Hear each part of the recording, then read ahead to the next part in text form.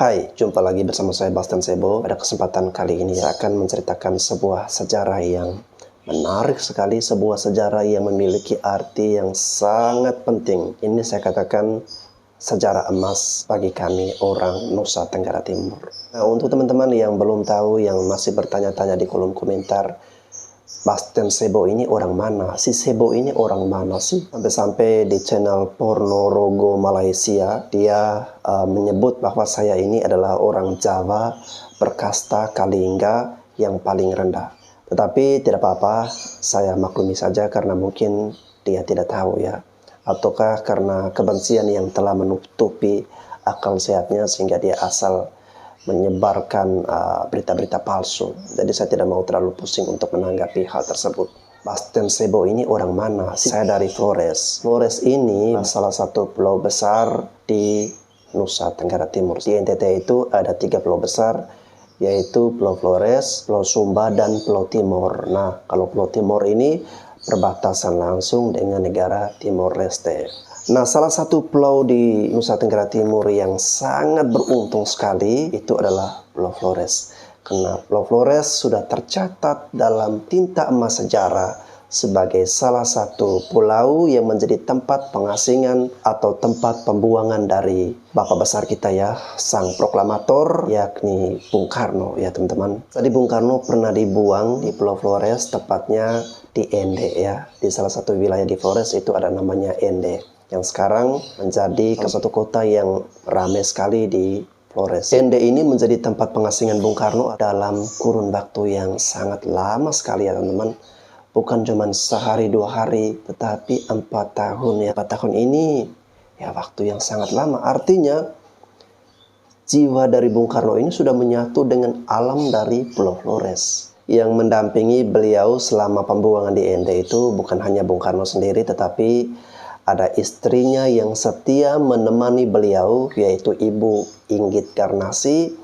Kemudian ada mama mantu dari Bung Karno ya, atau ibunda dari Ibu Inggit Garnasi ini, yakni Ibu Amsi, dan anak angkat dari Bung Karno, lalu juga dengan pembantu-pembantu dari Bung Karno.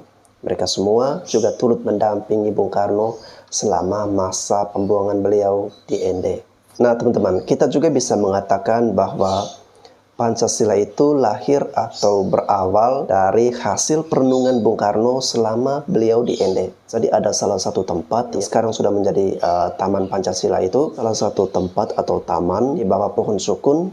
Nah di tempat itu Bung Karno menghabiskan waktu-waktunya untuk melamun dan merenung. Dalam perenungan itu akhirnya lahirlah gagasan tentang Pancasila ini. Jadi bisa dikatakan bahwa alam dari Flores itu memberikan energi dan dukungan lewat alam pemikiran dari Bung Karno untuk menghasilkan satu renungan, yakni Pancasila yang sekarang menjadi dasar negara kita. Di sisi lain, ada salah satu kisah menarik dari sejarah pembuangan Bung Karno ini yang tidak jauh-jauh terlepas dari peran sang istri bernama Ibu Inggit Garnasi. Ini adalah istri kedua dari Bung Karno yang menurut saya sangat luar biasa sekali ya.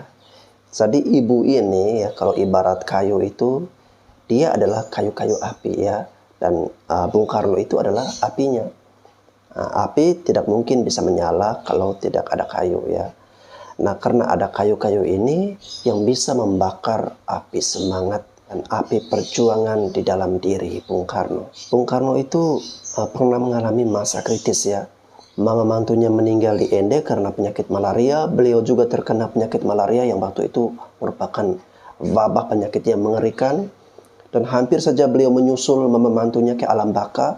Tetapi berkat kesabaran, pertolongan, dan dedikasi cinta dari Ibu Inggit Garnasi ini, akhirnya Bung Karno tertolong dan tetap hidup.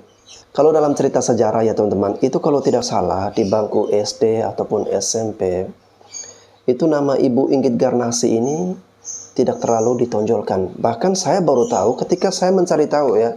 Tapi kalau di bangku pendidikan itu saya tidak mendengarkan nama dari Ibu Inggit Garnasi ini. Yang saya ketahui ketika di bangku SD ataupun SMP adalah Ibu Fatmawati.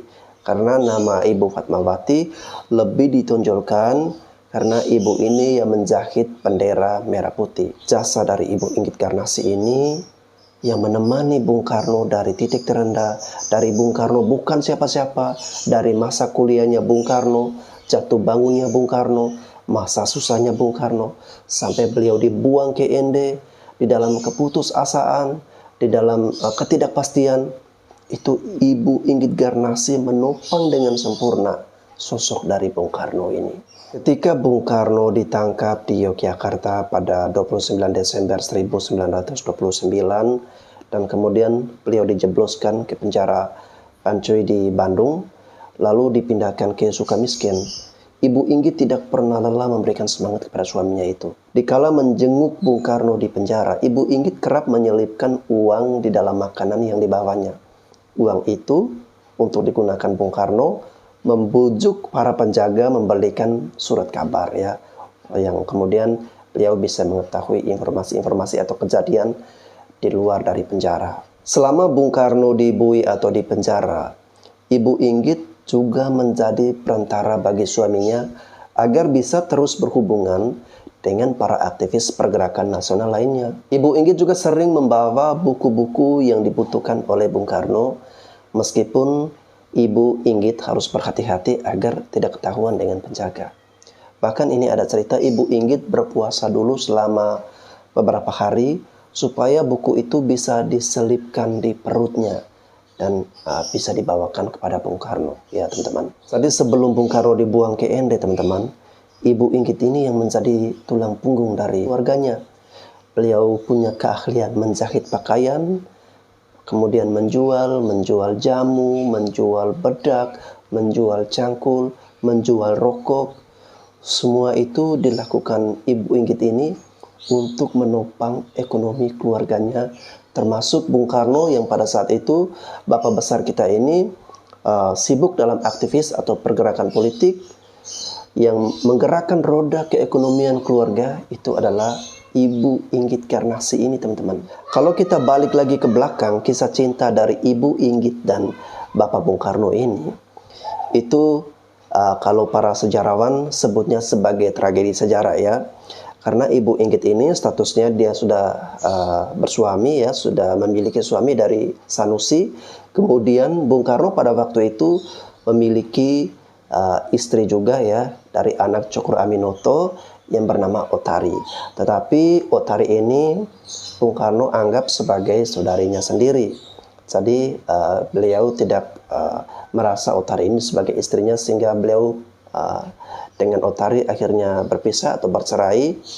Ibu Inggit juga berpisah atau bercerai dengan suaminya, dan kemudian Ibu Inggit dan Bung Karno akhirnya menikah di Bandung. Saking luar biasanya kesetiaan dari Ibu Inggit ini, Bung Karno dibuang ke ND, itu Ibu Inggit juga menemani Bung Karno. Bukan cuma Ibu Inggit, sampai mama dari Ibu Inggit, keluarga dari Ibu Inggit juga turut menemani Bung Karno. Sebenarnya mereka bisa memilih hidup yang aman-aman saja, tinggal di Bandung, bisa tinggal makan minum happy di Bandung dengan berbagai fasilitas yang lebih lengkap daripada susah-susah di ND ya teman-teman. Bayangkan ND tahun 1920-an apa 30-an itu. Waduh, itu zaman-zaman itu ND bisa dikatakan sebagai salah satu tempat terpencil ya teman-teman, sebelum menjadi kota seperti sekarang ini.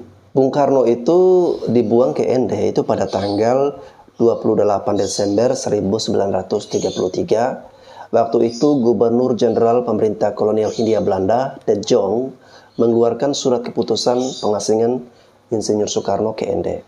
Saat itu Bung Karno dan istrinya Ibu Inggit Garnasi bersama Ibu Ratna Juami, anak angkat, serta mertuanya Ibu Amsi, bertolak dari Surabaya kemudian menuju ke Flores.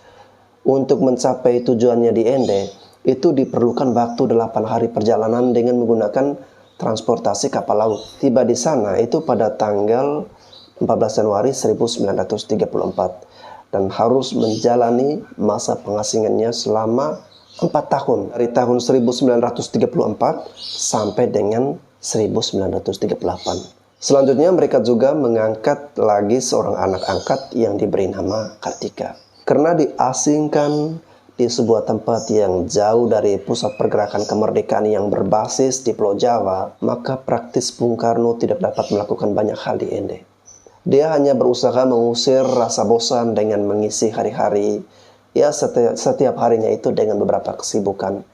Di antaranya, beliau mendirikan sebuah grup sandiwara atau grup drama teater, Klub Tonil Kelimutu ya. Kelimutu ini diambil dari nama sebuah danau yang tidak terlalu jauh dari Ende. Bung Karno juga membuat naskah cerita dan menjadi sutradaranya. Sedangkan dekorasi panggung itu diserahkan kepada Ibu Inggit dan mama mantunya. Cobaan hidup yang sangat berat harus dihadapi oleh Ibu Inggit dan Bung Karno. Ketika Ibu Amsi ya, ibu mertua dari Bung Karno ini meninggal dunia. Ibu Amsi dari awal ya, sejak pernikahan Bung Karno dan Ibu Inggit, beliau telah memberikan restu dan dukungan yang besar kepada keduanya. Lalu Ibu Amsi ini rela juga menemani Ibu Inggit dan Bung Karno untuk berangkat menuju tempat pengasingan di kota ini. Ya, tapi takdir berkata lain. Pada 12 Oktober 1935, Ibu Amsi meninggal dunia karena serangan malaria.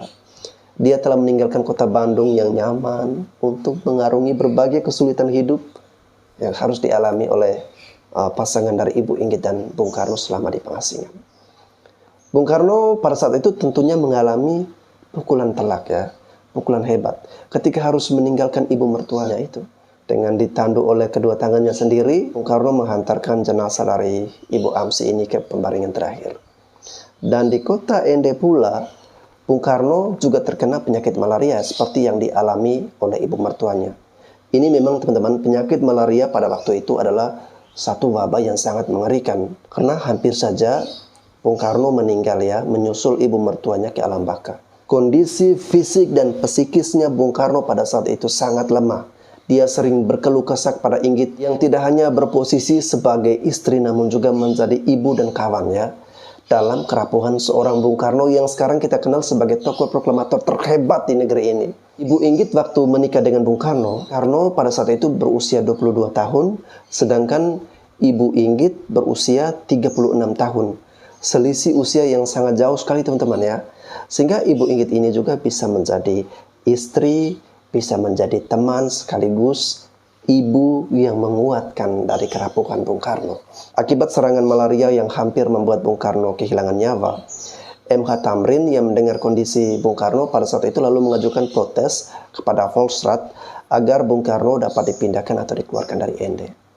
Protes tersebut akhirnya disetujui, di mana Bung Karno dan keluarganya kemudian dipindahkan dari Ende ke sebuah tempat lagi di Pulau Sumatera, yaitu di Bengkulu. Dan di Bengkulu inilah terjadi prahara rumah tangga dari Bung Karno dan Ibu Inggit. Karena di Bengkulu, Bung Karno, karena Ibu Inggit ini tidak bisa memberikan keturunan kepada Bung Karno, tidak memiliki anak atau keturunan, Bung Karno meminta restu dari Ibu Inggit untuk menikah lagi dengan Ibu Fatmawati. Namun Ibu Inggit, beliau dengan pendiriannya, beliau tidak rela atau tidak mau dimadu, dan akhirnya beliau memilih untuk bercerai, sehingga akhirnya Bung Karno bisa menikahi Ibu Fatmawati ini. Nah teman-teman, dari sejarah singkat yang bisa saya bagikan kepada teman-teman yang apabila masih kurang dan kurang lengkap, saya mohon pada teman-teman untuk yang lebih paham tentang sejarah ini, membantu saya untuk dituliskan di kolom komentar. Saya hendak mengatakan seperti ini teman-teman, sebagai orang NTT khususnya sebagai salah satu putra dari Flores, saya bersyukur, saya merasa ada kebanggaan tersendiri. Flores sudah menjadi sejarah kehidupan daripada Bung Karno ya. Disitulah Bung Karno mengalami situasi kritis, Bung Karno mengalami situasi kerapuhan, titik terendah dalam kehidupannya. Bung Karno melewati masa-masa sulit, masa-masa susah. Itu ada di kota Ende yang telah menjadi catatan sejarah. Rumah dari Bung Karno yang dulu beliau tinggal ya, itu sudah menjadi salah satu warisan budaya atau warisan sejarah ya. Jadi rumah dari Bung Karno ini sudah dimuseumkan. Bagi teman-teman yang ingin berkunjung ke NTT bisa mungkin mampir di rumah atau tempat pembuangan Bung Karno. Itu rumahnya ada di Ende. Dengan catatan sejarah, Bung Karno pernah dibuang di Ende. Bung Karno meninggalkan jejak debu kakinya di tanah Flores. Itu memiliki arti penting arti yang mempunyai nilai tersendiri bagi kami, orang Flores mewakili orang NTT. Karena Pancasila itu lahir dari hasil perenungan Bung Karno di tanah Flores. Tentunya Flores akan selalu menjadi garda terdepan untuk menjaga Pancasila ini tetap kokoh, tetap berdiri, menjadi dasar dari negara kesatuan NKRI. Jangan pernah berpikir bahwa NTT akan mengikuti jejak seperti Timor Leste atau NTT akan berdiri sendiri, akan merdeka. Itu saya jamin ya teman-teman, itu tidak akan pernah terjadi ya. Karena kami memiliki sejarah bagian terpenting sudah menyatu dengan Bung Karno di situ. Dalam hati saya selalu berkata bahwa Bapak Bung Karno, engkau pernah dibuang di tanah Flores, mohon jiwamu, semangatmu ditularkan kepada anak-anak muda di Flores untuk bangkitkan rasa nasionalisme mereka, untuk bangkitkan rasa kecintaan terhadap tanah air, untuk selalu menjaga dan merawat Pancasila, merawat kebinekaan, dan menjaga NKRI. Demikian yang bisa saya sampaikan kepada teman-teman semuanya. Ingat pesan yang disampaikan oleh Bung Karno, jas merah, jangan sesekali kita melupakan sejarah ya. Terima kasih, saya Baston Sebo, sampai jumpa lagi.